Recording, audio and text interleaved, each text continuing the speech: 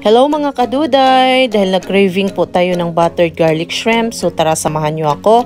Magluto tayo. So unang-una magpapainit lang po tayo ng kawali. Tapos lagyan lang po ng olive oil or any oil. Madaming butter.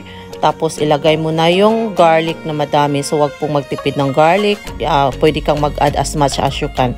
Tapos i-toast mo lang konti, wag masyado din kasi magiging pait din.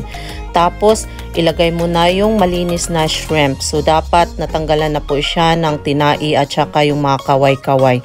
Haluin mo pa siya ng maayos and then takpan ng konti, simmer lang mga 30 seconds.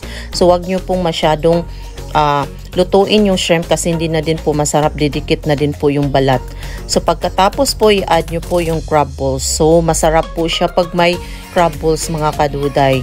So favorite din to ni Erica yung crab balls kaya naglagay din po ako, pero optional lang po to kung hindi available. Tapos mag-add lang tayo ng salt, pepper, and magic sarap or any preferred nyo na mga spices kaduday. So wala naman po yan sa kung anong spices ang ilalagay nyo.